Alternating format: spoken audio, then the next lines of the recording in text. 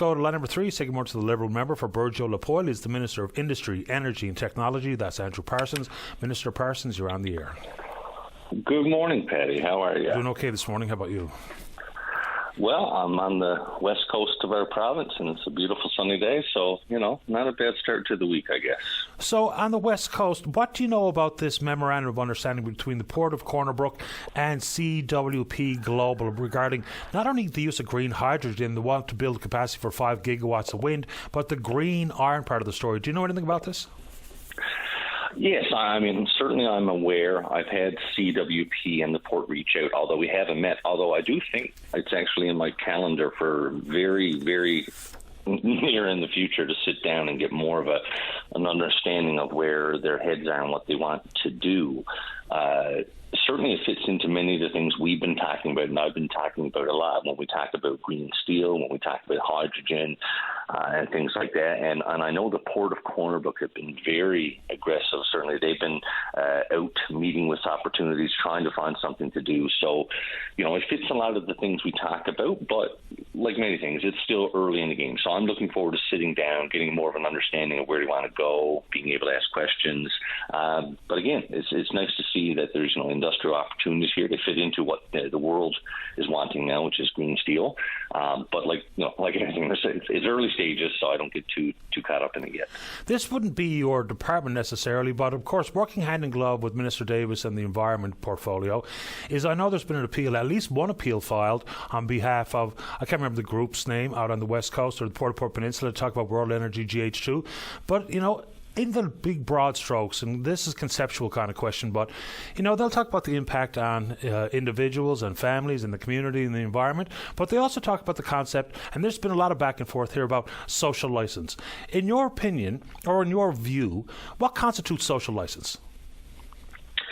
It's a great question, and I'll just preface this by saying you're right. When I see these appeals come in, I actually see them on the news or in the emails that come out. That's not something, we are firmly not. We stay away from the regulatory side of things. We let those EAs be handled by the Department of Environment and don't weigh in on that. Social license to me, and it's probably a little tough for me to put a perfect terminology or perfect description on it, but what I think about it is, generally speaking, when it comes to development of one's area on any number of fronts, what do the people of that area necessarily want? Social license is something. Is there an acceptance of the concept and idea about a possible development, but what that will affect people? And something we've talked about, certainly when we've been going back a few years now when we talk about our process, is not necessarily a social license an accepted part of it, because it sometimes can be very hard to measure, very hard to weigh. But we do talk about community involvement. So we talk about, community having the opportunity for input, talking about the opportunities to have sessions and talk to people, to give people an understanding of what is there. And at the end of the day, we've seen this globally where in many cases, things can happen or not happen based on the will of the people in an area. It's something certainly I'm aware of, but different people have different ideas. But I know my idea or my concept or thought process may be very different from some who have a very different thought process about that, and certainly doesn't align with mine. Yeah, and I don't know how we actually measure it, because what's government's role here? We'll have World Energy GH2 say that they've got X amount of percentage in support of the project. Some groups in opposition will say the exact opposite. So how does government evaluate or adjudicate or come up with the concept of this social license? This is the question. And everybody has a different valuation. What I do think here is that in many cases, people's acceptance of it will be determined in some way, shape, or form by, we do live in a democracy. So if people don't like the decisions that, say, someone like myself or any other elected official make, whether it's on a municipal, provincial, or federal level, you have every opportunity to get rid of those people and bring in someone else that's more aligned with your community's views. That's just one aspect of that. We've seen in many cases, protests that can happen, and that happens about just about anything. Sometimes it gets skewed, though, and it gets crossed. When I go to speak at the Energy NL conference and someone has signs up there saying, arrest the premier and arrest myself and we should be arrested, that's a whole different ballgame. And then we get into, I'm not sure, quite frankly, I think that's ridiculous. I think that's beyond stupid. And it takes away from the people that I do think both sides have legitimate questions about the impact of industrial development or resource development in an area. And sometimes it gets lost because you have extremists that go along with this, it's a different narrative, whereas I do know there are people out there on both sides that have questions and may support or not support. That's just, I guess a few comments I would make on that. Okay. And it's just very much a conceptual issue. I don't even know how to put my thumb on exactly how we approach it. But inside the world, like if you go to an Energy NL conference and people have signs of saying that you should be arrested, it's the whole concept regarding not only industry development, whether it be in mining or the oil and gas sector or whatever the case may be. And there is something going on that, again, it might not be directly your bailiwick, but it does have an overlap with your department. It's the province has decided to spend $6 million into R&D regarding carbon capture projects. We've heard the Premier say that we could be a world leader in this carbon capture. On the west coast of the country, they're talking about direct injection of the carbon emissions into the basalt rock formations, and 25 years later, they turn into basalt rock. But here we're talking about depleted oil wells. The concept here is that there's a reason why the oil industry is so big on this concept. It's because it allows them to continue to produce, all the while looking like they're doing something about controlling emissions. Is this greenwashing? Again, I think people have different perspectives. And the first thing I would say, Patty, and I've said this from literally day one in this department, look, I don't comment this from an engineering background or a scientific background. In many cases, I do rely on people that are far smarter than me to help make this. So when I see someone like Dr. Leslie James, or when I see people that are within different departments of environment say that these are the types of measures we need to take in order to hit net zero emission targets, then I think there's something to that. Again, just coming from a meeting of all the energy and mines ministers for provinces, territories, and federal government, this is something that is being talked about on a national scale. It's something we need to do. So I don't necessarily think that this would be something that's greenwashing. When I see people that are not connected to the oil industry talking about this is an opportunity to use natural structures in which to put the carbon in, that is not going to have a completely detrimental effect. Again, when I hear someone like, sits behind me in the House of Assembly, someone like Perry Tremper, again, someone who spent many years in environmental science, far prior to getting in politics, talking about the positive aspects of it, I listen to it. So, look, I think it's an opportunity. I think it's something we need to consider, and we have the opportunity here. So not to do that, eliminate yourself from a pool of people that there's many others that are moving in this direction. I mean, by concept, it can work, direct capture at the source, whether it be offshore oil or whatever the case may be. For the largest carbon sequestration plant or facility in the country in Alberta, just shut the doors. Couldn't make the business model work. They said that they could probably capture 90% of the emissions. Turns out they never hit 60. And they couldn't make the business model work, period. So that $2.5 billion facility has now been shuttered, which is also quite interesting. That's the question. I mean, and again, I know that the feds continue to look into that direction. The reality is that when we move into net zero, when we talk about renewable energy, there's still a lot of things that are up in the air, and I do think it takes some misfires. So the good news is that far prior to us, and that's why we're doing, when you think of it, $6 million is a very low amount of money to put in research and development rather than a far greater commitment to put into actually building the structures per se.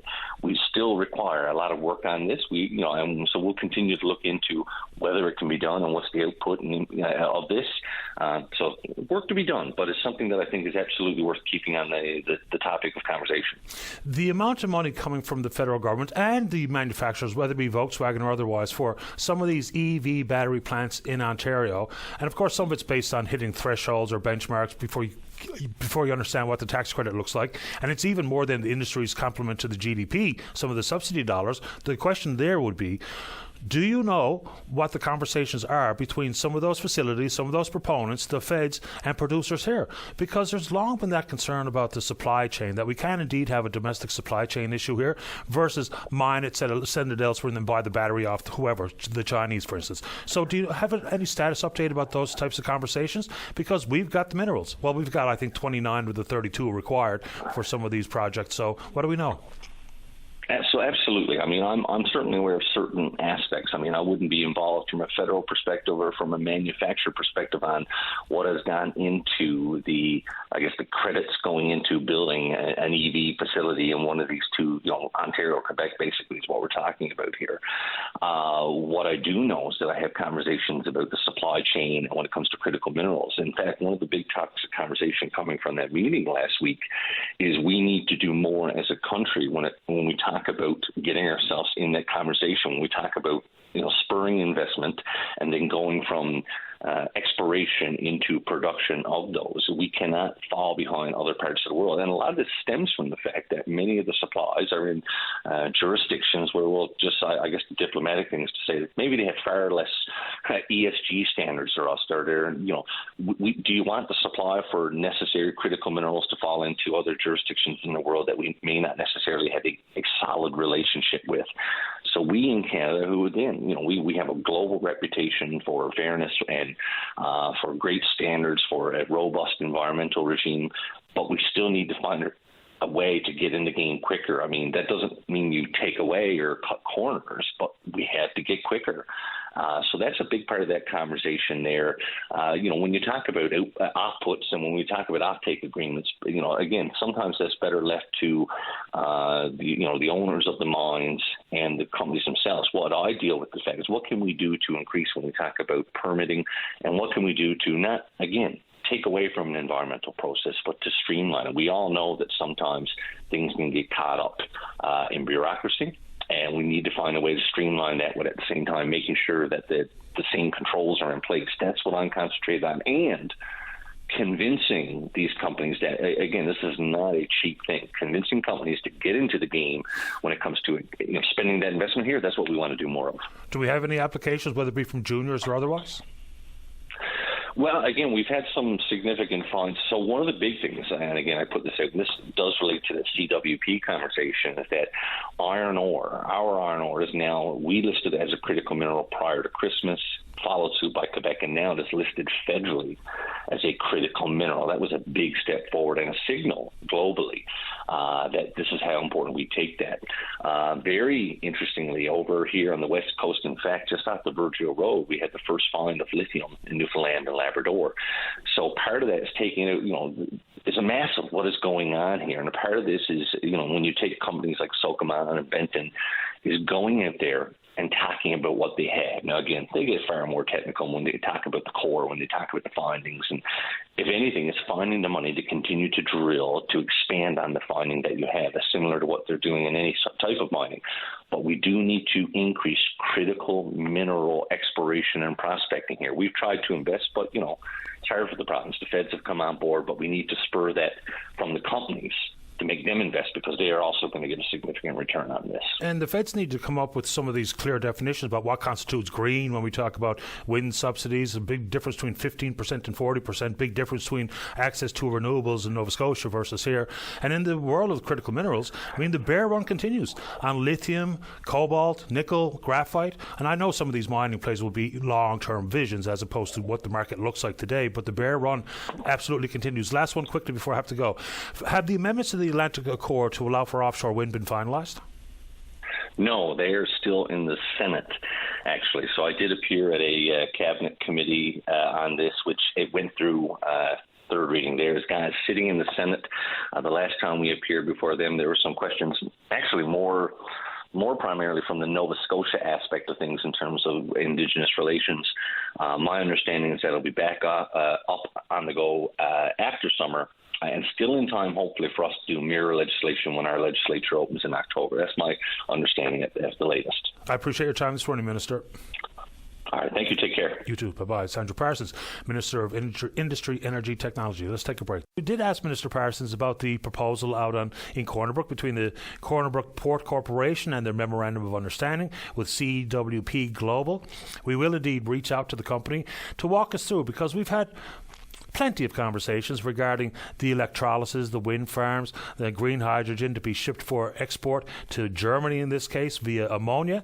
But we haven't had much in the way of conversations about green steel. And there is a thirst for it. If you have a just quick Google search about what the appetite is for greener products, And of course, we have to be careful when we just use the label or the tag of green, because there's no such thing as anything being perfectly green. There's always going to be some components to build, whether it is a solar panel or a wind turbine or whatever the case may be, or whatever is required to build this so-called green steel or green iron, and the inclusion of a hot briquette iron plant at the port itself. So there's a lot to be yet to be fully understood there. And we are trying to figure out exactly how many appeals have been filed regarding World Energy GH2 and their proposal on the Port Peninsula. We know of one for sure official appeal that was submitted inside the timeline, and we'll see if we can get an update about status of it and whether or not there have been more formal appeals. And there's a couple of curious reactions to a question that I asked Minister Parsons about social license. It is a concept that's been included in all of these types of applications for industrial motives, whether it be for expansion in mining, whether it be for the wind turbines on the Port Peninsula. It's hard to come up with an answer. And this is not about what the minister said or didn't say, but it's hard to come up with how people define a social license, because it's going to be part of it. Now, we can all look at the economic benefits. We can all look at environmental sensitivities. We can talk about expanded tax base and infrastructure to be included in your area. But the whole issue about who has or does not have social license, and what's the government's role in assessing it?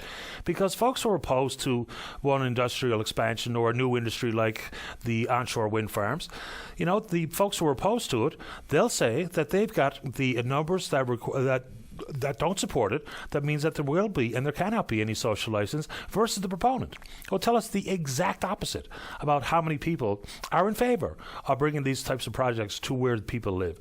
So again, I think we do have to come up with some sort of formula that can be applied across the board for public consultation and a measurement about what support looks like, what constitutes social license. Is it first past the post? Is it 50% plus one is good enough? And then how do you actually get a measure of it? Are we going to find ourselves in a world where every single time the concept of social license is broached, we're going to have a referendum? And anybody the age of majority gets to vote? Or what does constitute the eligible age to participate? Because for years into the future, for decades in the future, the implications will be on the ground. Whether that be the opportunity to get a job in the industry, or whether that be some of your concerns regarding, for instance, the environment. So we've got to figure that one out. You know, because we do indeed have elected governments that, for better or worse, we've put our faith in to do this type of work, to make these types of decisions. So where does it begin and where does it end with me having ongoing say in what we should or should not be doing? Because that becomes pretty unwieldy if every time there's a Beta Nord on the table, every time there's a World Energy GH2 on the table, every time there's a CWP Global on the table, that we have to go directly to the people, put forward a referendum. Because then, of course, it's whether or not we've got the amount of information required to make an informed decision as to whether something gets the thumbs up or the thumbs down, which is also sometimes lacking in some of these conversations. Final check of the morning on the Twitter box. We're VOCM Open Line. You know what to do. Follow us there.